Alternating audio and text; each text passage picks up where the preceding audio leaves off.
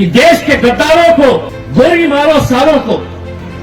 साथ ही प्रज्ञा सिंह ने भरी सभा के अंदर ये कहा है, उन्होंने लोगों से, अपने मानने वालों से ये कहा है कि घर के अंदर हथियार रखो, छुरे चाकू रखो, क्योंकि तुम्हें इस्तेमाल करने का ये मौका आने वाला है। अगर ये राहुल गांधी ने कहा है तो हम भी इस बात की सहमति है हमारी, कोई गलत बात नहीं कही है। लेकिन मैं ये मानकर चलता हूं, इस देश में 75 सालों के अंदर अगर जो कुछ भी अच्छा हुआ है तो वो संविधान की ताकत की वजह से अच्छा हुआ है, जिससे हम सबको, कि कल जब उसका कत्ल हुआ था तो मैं खामोश था, आज मेरा कत्ल हो रहा है तो तुम खामोश है। हो सकता है कि आज मेरा नंबर आया है, कल तुम्हारा भी नंबर आ सकता है। अगर तुम ये समझ रहे हैं कि निशाने के ऊपर कोई इनके सिर्फ मुसलमान है तो हम सबसे बड़ी गलती कर रहे हैं।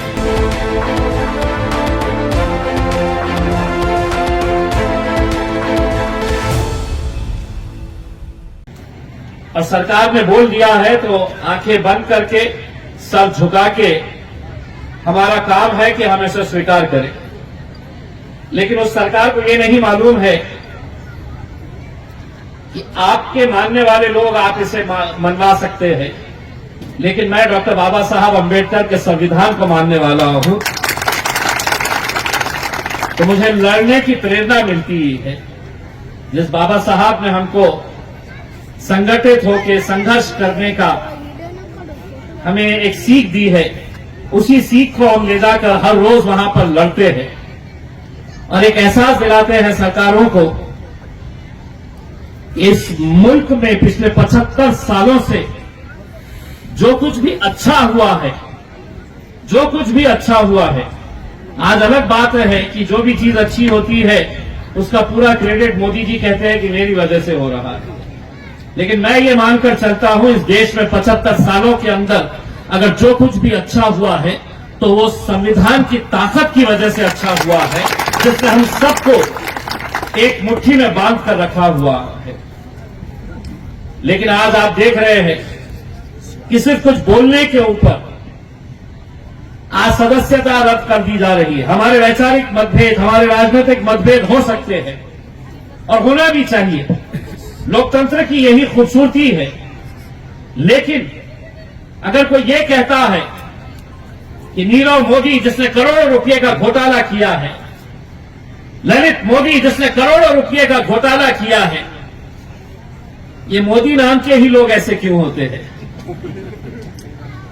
अगर ये राहुल गांधी ने कहा है तो हम भी इस बात की सहमति है हमारी, कोई गलत बात नहीं कही है। लेकिन आज संविधान की, कायदे की, कानून की धज्जियां उड़ाकर एक दिन के अंदर फैसला आता है और उस फैसले को अमल में लाते हुए फौरन लाखों लोगों ने जिसे सदस्य बनाकर लोकसभा के अंदर भेजा है, उसकी सदस्यता रद्द कर दी जाती है। 6 साल के लिए वो चुनाव लड़ नहीं सकता है। तो कहीं ना कहीं हम सबको इसके ऊपर सोचने की जरूरत है। क्या इस तरह की भाषा, क्या सिर्फ एक राजनीतिक पक्ष के नेता ने कहा है? क्या ये सही बात नहीं है कि उसी लोकसभा के अंदर रहने वाली साथी प्रज्ञा सिंह ने भरी सभा के अंदर ये कहा है, उन्होंने लोगों से, अपने मानने वालों से ये कहा है कि घर के अंदर हथियार रखो, छुरे चाकू रखो, क्योंकि तुम्हें इस्तेमाल करने का ये मौका आने वाला है। उनका एक मंत्री कहता है कि देश के गद्दारों को गोली मारो सालों को। ये भाषा का इस्तेमाल होता है और कोई भी इसके ऊपर हम विरोध करेंगे, क्योंकि हमें किसी एक राजनीतिक पक्ष को नहीं बचाना है, बल्कि इस देश के संविधान को बचाने का वक्त आया है। जिस संविधान के बारे में खुलेआम ये कहा जा रहा है कि अब इसको बदलने का वक्त आया है। 2024 के अंदर मुझे मालूम है, अगर गलती से यही सरकार हुकूमत के अंदर आ जाएगी तो सबसे पहले मैं अक्सर लोगों से ये कहता हूं कि अगर ये सोच रहे हैं, और मैं खास तौर से मेरे दलित भाइयों, अंबेडकरी समाज को, बुद्धिस्ट समाज को यह पैगाम देना चाहता हूं, अगर तुम ये समझ रहे हैं कि निशाने के ऊपर कोई इनके सिर्फ मुसलमान है, तो हम सबसे बड़ी गलती कर रहे हैं। हमें तो निशाने के ऊपर रखा गया है, लेकिन आज मेरा नंबर आया है तो कल आपका नंबर आने वाला है। और कहीं ना कहीं इस बात के ऊपर हमें बहुत गंभीरता से सोचने की जरूरत है। इसीलिए मैंने आज ये कहा है कि कल जब उसका कत्ल हुआ था तो मैं खामोश था, आज मेरा कत्ल हो रहा है तो तुम खामोश है। हो सकता है कि आज मेरा नंबर आया है, कल तुम्हारा भी नंबर आ सकता है। आज यहां पर यह आप लोगों का सौभाग्य है कि यहां पर समाज के धर्म गुरु आदरणीय भंते जी यहां पर बैठे हुए हैं। मुझे खुशी है कि इतनी तपती धूप के अंदर इतनी सारी महिलाएं, इतने सारे पुरुष यहां पर इकट्ठा हुए हैं, कुछ अच्छी बातें सुन रहे हैं। लेकिन मैं भंते जी आप लोगों से आदरणीय, मैं आप लोगों से हाथ जोड़कर विनती करना चाहता हूं कि समाज के अंदर आप एक ऐसी एकता पैदा करिएगा, एक ऐसी एकता पैदा करिएगा, और वो एकता अगर पैदा हो जाती है तो उसका नतीजा क्या होता है वो आज आपके सामने खड़ा हुआ है। यह आप लोगों का आशीर्वाद था, आप लोगों की मेहनत थी, आप लोगों का साथ था कि जिसकी वजह से हमने पूरे देश भर में एक पैगाम दिया कि अगर बुद्धिस्ट समाज, दलित समाज, मुसलमान, पिछड़ा समाज अगर एक ताकत बनकर खड़े रहता है तो हमें किसी के पीछे जाने की जरूरत नहीं। हम अपनी हुकूमत खुद बना सकते हैं, हम अपनी ताकत खुद पैदा कर सकते हैं। मुझे धम्मचक्र प्रवर्तन दिन के मौके के ऊपर उन्होंने मुझसे कहा कि यहां का हमको ब्यूटीफाई करना है, आप 10 लाख रुपये दे दीजिएगा। मैंने दूसरे ही दिन बुलाया और इन्हें मेरे ऑफिस के अंदर 10 लाख रुपए का चेक दे दिया। 10 लाख रुपए का पत्र देकर वो काम करना की शुरुआत हुई तो प्रांतोष ने मुझे वहां पर फिर से लेके गया कि बोले साहब आपका सत्कार करना है कि आपने पैसा दिए है करके, और धीरे से भंते जी के कान में बोल दिया कि 10 लाख नहीं और 10 लाख मांगिए। मैंने उसी वक्त उसी जगह के ऊपर इसलिए किया कि मैं 5 साल से वहां पर जा रहा हूं और पूरे महाराष्ट्र से बुद्ध समाज के लोग वहां पर लाखों की संख्या के अंदर आते हैं। मुझे इस बात का गर्व रहेगा कि अगले साल का होने वाला धम्मचक्र प्रवर्तन दिन के ऊपर आप जब जाएंगे तो उस इलाके को पहचानेंगे नहीं, क्योंकि 10 लाख के साथ मैंने और 10 लाख दे दिया और 20 लाख का वहां पर काम किया जा रहा है। राहुल ने भी जब बोला कि आपको आना है तो मुझे मालूम था कि राहुल कुछ ना कुछ तो मांगने वाला है। मैं राहुल को भी ये कहना चाहता हूं कि कल आना ऑफिस के ऊपर और कल आपने जो मांगनी मुझसे की है उसका पत्र लेकर चले जाना, और इसकी जिम्मेदारी राहुल तुम्हारी रहेगी कि यहाँ पर एक अच्छा जो भी आप बनाना चाह रहे हैं उसका सही तरीके से इस्तेमाल होना चाहिए।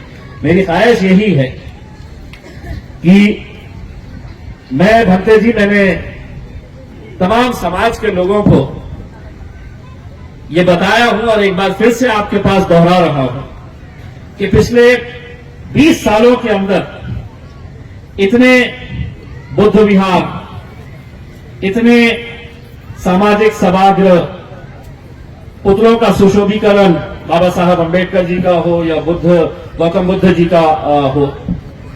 अभी मैंने कुछ दिन पहले एक सिडको में बुद्ध विहार है पवन नगर के अंदर, वहां पर एक कार्यक्रम के लिए मुझे बुलाया गया था और मुझे सबसे ज्यादा खुशी वहां पर इस वजह से हुई थी कि वहां पर उन्होंने मुझसे एक ऐसी मांग की थी कि मैं चाहता हूं कि जहां जहां पर भी आप लोग मुझे बुलाए वो मांग जरूर रखें। उन्होंने मुझसे ये मांगनी की थी कि एक वाचनालय हमको बनाकर दीजिएगा करके, क्योंकि हमारे बच्चे यूपीएससी और एमपीएससी की पढ़ाई शिक्षा हासिल करना चाहते हैं। एक वाचनालय बनाकर दे दीजिएगा।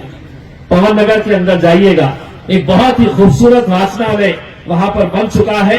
आपके आशीर्वाद और आप लोगों की मौजूदगी के अंदर उसका उद्घाटन हम कुछ दिनों के अंदर करने के लिए जाएंगे।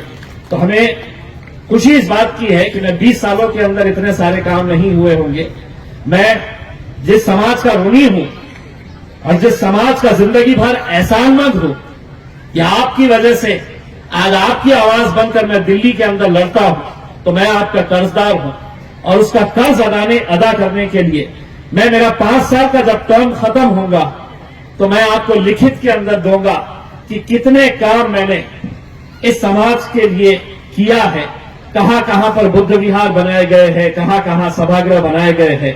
और आपको मैं यकीन के साथ, ये दावे के साथ कहता हूं कि 20 साल में इतने बनाए नहीं गए हैं जितने मैं 5 साल के अंदर यहां पर बना।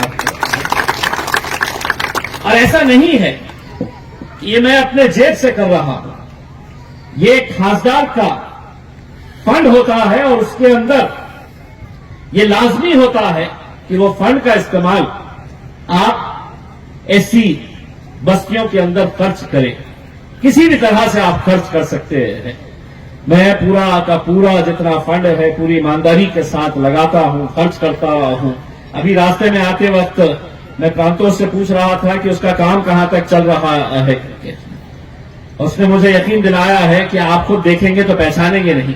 मुझे मालूम है आप लोग भी वहां पर जाते हैं बुद्ध लेनी के उसमें, आप नेक्स्ट टाइम जाएंगे तो इतना तो मुझे यकीन है कि आप मुझे जरूर आशीर्वाद देंगे कि आपके आशीर्वाद से जिसने आज दिल्ली का रास्ता देखा है, दिल्ली के पार्लियामेंट के अंदर जाकर बैठ रहा है, लड़ रहा है, ये सब आप ही लोगों की वजह से हो रहा है। इसलिए मैं आप लोगों का तहे दिल से शुक्रिया अदा करना चाहता हूं और ये कहना चाहता हूं कि हम सबको इस देश के अंदर जो भी गलत हो रहा है उसके खिलाफ लड़ने की जरूरत है, उसके खिलाफ आवाज उठाकर पूरी बुलंद आवाज के साथ लड़ने की जरूरत है। क्योंकि हम जिसे मानते हैं, गौतम बुद्ध हो या बाबा साहब अम्बेडकर, अगर उनकी सीख के हिसाब से अगर हम लड़ना छोड़ देंगे तो हम समझ लीजिएगा अपने समाज के साथ हम धोखा करेंगे। इसलिए हम सबको आज जो भी इस देश के अंदर गलत हो रहा है उसके खिलाफ एक ताकत बनकर खड़े रहने की जरूरत है, लड़ने की जरूरत है। आप लोगों ने मुझे यहां पर बुलाया, मुझे दोबारा दिल्ली जाना है, कुछ हिसाब किताब करने हैं, वहां पर भी आपकी आवाज लेकर जानी है, लड़ना है।